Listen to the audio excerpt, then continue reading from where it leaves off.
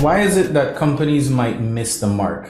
You know, they're focused on sales, they're focused on marketing, they're getting the dollars in by attracting new customers.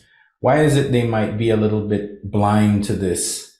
Is it because they're just too focused on incoming customers, or is just churn a thing they don't want to think about or discuss? Why have you seen your clients kind of just miss the mark?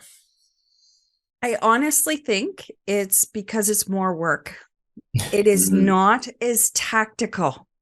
You can not much has changed with marketing and sales. You go out there with marketing, it's like dating. You're talking to a whole bunch of people and maybe a couple might be interested. So you move it to the next level, which is sales. You have some deeper conversations with them.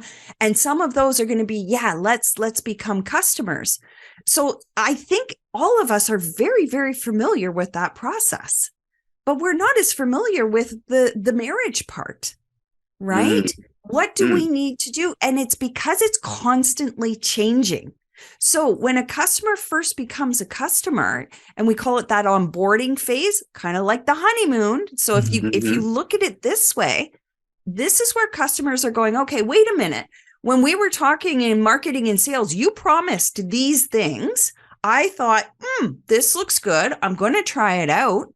And then they become a customer and they go, what? Like, these things didn't materialize. I'm gone. Right? It can happen very quickly, or it can happen, maybe it takes a couple weeks or a couple months. But if expectations and reality do not match in that honeymoon phase, that onboarding phase, when they're a new customer, those seeds of churn are being laid. And what people don't realize is that humans make decisions on feelings first, and then we rationalize it.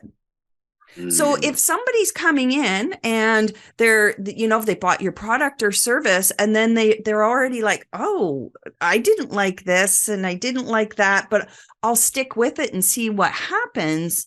Those feelings are there percolating beneath the surface. And now they're looking for more evidence to either turn that around and say, okay, it was a bit of a rocky start. Some marriages do very well with rocky starts, but the majority, if you start off with a rocky start, it's very, very hard to turn it around.